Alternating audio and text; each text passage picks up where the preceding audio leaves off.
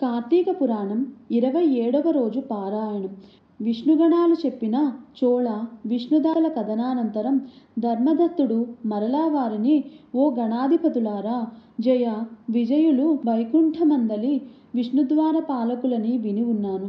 వారెటువంటి పుణ్యం చేసుకొనడం వలన విష్ణుస్వరూపులై అంతటి స్థానాన్ని పొందారో తెలియజేయండి అని అడగడంతో ఆ గణాధిపతులు చెప్పనారంభించారు. తృణబిందుడి కూతురు దేవహూతి. ఆమె యందు కర్దమ ప్రజాపతి యొక్క దృక్స్థలనం జరగడం వలన 2 కుమారులు కలిగారు. వారిలో పెద్దవాడు జయుడు, రెండోవాడు విజయుడు. వాళ్ళిద్దరూ కూడా విష్ణుభక్తి పరాయణులే అయ్యారు.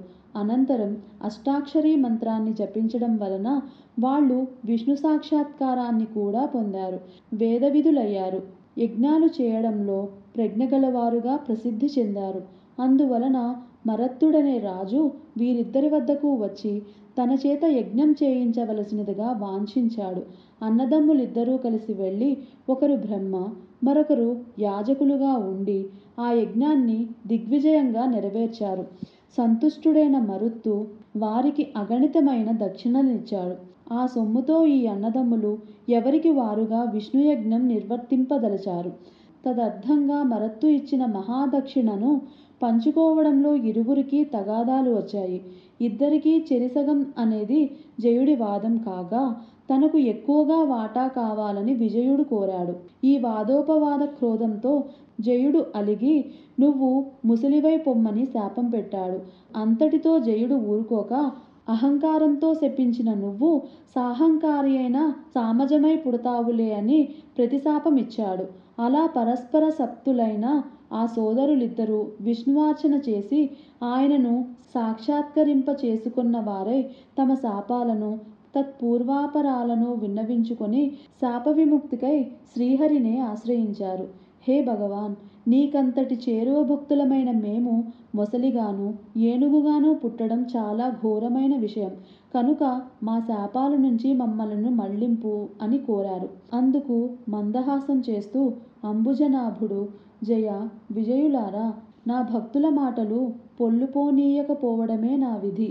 వాటిని అసత్యాలుగా చేసే శక్తి నాకు లేదు. పూర్వం ప్రహ్లాద వాక్యం కోసం స్తంభం నుంచి ఆవిర్భవించాను. అంబరీషుని వాక్య ప్రకారం దశావతారాలను ధరించాను. అందువలన మీరు సత్యం తప్పని వారై మీ శాపాలను అనుభవించి అంత్యంలో వైకుంఠాన్ని పొందండి అని ఆదేశించడంతో తదాదేశాన్ని శిరసావహించి ఆ జయా విజయులిద్దరూ గండకీ నది ప్రాంతాన మకర మాతంకాలుగా జన్మించి పూర్వజన్మ జ్ఞానం కలవారై విష్ణు చింతనతోనే కాలం గడపసాగారు. అలా ఉండగా ఒకానొక కార్తీక మాసం ప్రవేశించింది.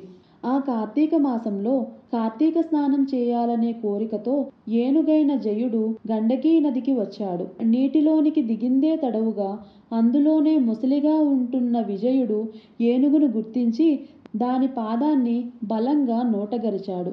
విడిపించుకోవడానికి చేసే ప్రయత్నాలు విఫలం కావడంతో గజదేహుడైన జయుడు విష్ణువును ప్రార్థించాడు. తలచినదే తడవుగా ప్రత్యక్షమైన విష్ణువు తన చక్రాయుధాన్ని ప్రయోగించి రెండిటినీ ఉద్ధరించి వారికి వైకుంఠ ప్రాప్తిని కలిగించాడు. తదాదిగా ఆ స్థలం హరిక్షేత్రంగా విరాజిల్లసాగింది. విష్ణు ప్రయుక్త చక్రాయుధం ఒరిపిడి వలన ఆ గండకీ నదిలోని శిలలు చక్ర చిహ్నాలతో కూడుకొన్నవయ్యాయి. ఓ ధర్మదత్త, నీచే అడుగబడిన వారైన విష్ణుద్వార పాలకులకు జయ విజయులు వారిద్దరే. అందువలన నీవు కూడా దంభమాశ్చర్యాలను దిగనాడి సమదర్శనుడివై సుదర్శనాయుధుడి చరణసేవలను ఆచరించు.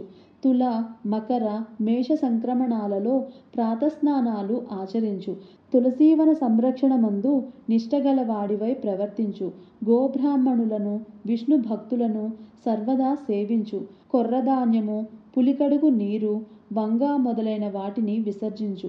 జన్మ ప్రవృత్తిగా నీవు అనుష్ఠిస్తున్న ఈ కార్తీక విష్ణువ్రతం కంటే దాన, తపో, యజ్ఞతీర్థాలు ఏవీ కూడా గొప్పవి కావని గుర్తించు. ఓ విప్రుడా, దైవప్రీతికరమైన విష్ణువ్రతాచరణం వలన నీవు నీ పుణ్యంలో సగభాగం అందుకొనడం వలన ఈ కలహా కూడా ధన్యులయ్యారు.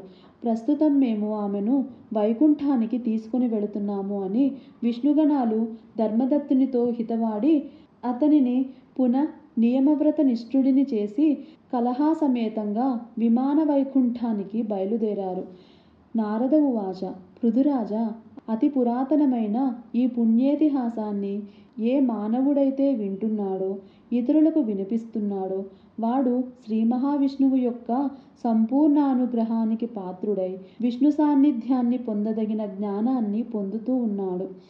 నారదుడు చెప్పిందంతా విని ఆశ్చర్యమయుడైన పృథుచక్రవర్తి, హే దేవర్షి, ఇప్పుడు నువ్వు చెప్పిన హరిక్షేత్రం, గండకీ నదులు లాగానే గతంలో కృష్ణ, సరస్వతి ఇత్యాది నదుల గురించి విన్నాను. ఆ మహామహిమలని ఆ నదులకు చెందినవా లేక ఆ క్షేత్రాలకు చెందినవా విశదపరచమని కోరాడు. నారద ఉవాచ శ్రద్ధగా విను. కృష్ణానది సాక్షాత్తు విష్ణు స్వరూపం, సరస్వతీ నది శుద్ధ శివస్వరూపం. వాటి సంగమ మహత్యం వర్ణించడం బ్రహ్మకు కూడా అసాధ్యమే అవుతుంది. ఒకానొక చాక్షుష మన్వంతరంలో బ్రహ్మదేవుడు సహ్యపర్వత శిఖరంపై శవనం చేసేందుకు సమాయత్తుడయ్యాడు.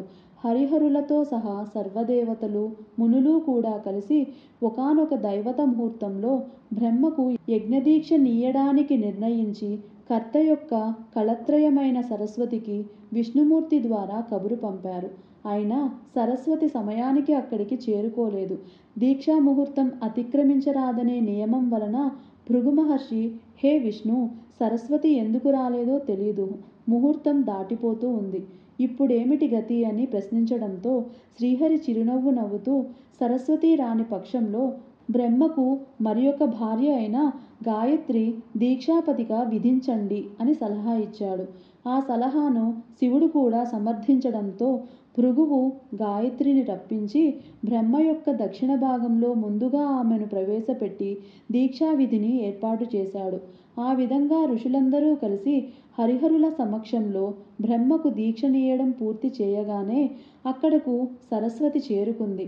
తన స్థానంలో దీక్షితురాలై ఉన్న తన సవితిని గాయత్రిని చూసి మత్సరవతి అయి, అపూజ్యాయత్ర పూజ్యంతే పూజ్యానాం చ వ్యతిక్రమః త్రీణిత్రత్ర భవిష్యంతి దుర్భిక్షం మరణం భయం. ఎక్కడైతే పూజార్హత లేనివారు పూజింపబడుతున్నారో మరియు పూజనీయులు పూజింపబడడం లేదో అక్కడ కరువు, భయం, మరణం అనే 3 విపత్తులు కలుగుతాయి. ఈ బ్రహ్మకు దక్షిణ భాగాన నా స్థానంలో ఉపవిష్టురాలైన ఉవిద ప్రజలకు కనిపించినటువంటి రహస్య నదీ రూపము పొందుగాక. ఓ బ్రహ్మ, విష్ణు, మహేశ్వరులారా, మీరందరూ ఈ యజ్ఞవాకిటలో ఉండి కూడా నా సింహాసనాన నాకన్నా చిన్నదానిని ఆసీనురాలిని చేశారు కనుక మీరు కూడా జడీభూత నదీ రూపాలను పొందండి అని శపించింది. ఆ సరస్వతీకృత వచనాలను వింటూనే చివ్వున లేచిన గాయత్రి దేవతలు వారించుతున్నా సరే వినకుండా, ఈ బ్రహ్మ నీకు ఏ విధంగా భర్తయో అదే విధంగా నాకు కూడా భర్తేనని విస్మరించి అకారణంగా శపించావు గనక నువ్వు కూడా నదీ రూపాన్ని పొందు అని ప్రతిశాపమిచ్చింది. ఈ లోపల హరిహరుల వాణిని సమీపించి, మేము నదులమైనట్లయితే లోకాలన్నీ అతలాకుతలాలైపోతాయి గనుక అవివేక భూయిష్టమైన నీ శాపాన్ని మళ్లించుకోమన్నారు. కానీ ఆమె వినలేదు. యజ్ఞాదిలో మీరు విఘ్నేశ్వర పూజ చేయకపోవడం వలనే నా కోపరూపంగా యాగం విఘ్నపడి ఆగమయ్యింది. పలుకుల పడతినైన నా మాట తప్పదు. మీరందరూ నదీ రూపాల్ని ధరించి మీ అంశలు జడత్వాన్ని వహించవలసినదే. సవతులమైన నేను, గాయత్రి కూడా నదులమై పశ్చిమాభిముఖంగా ప్రవహించబోతూ ఉన్నాము అని చెప్పింది. ఆమె మాటలు వింటూనే సకల దేవతాంశలు జడాలుగాను, రూపాలు నదులుగాను పరిణమించాయి. ఆ సమయంలో విష్ణుమూర్తి కృష్ణానదిగాను, మిగిలిన వారు ఇతరేతర నదీ రూపాలుగాను మారిపోయారు. బ్రహ్మ, విష్ణు, మహేశ్వరులు నదులై తూర్పు ముఖంగాను, వారి వారి భార్యలు నదులై పశ్చిమాభిముఖంగాను ప్రవహించనారంభించారు.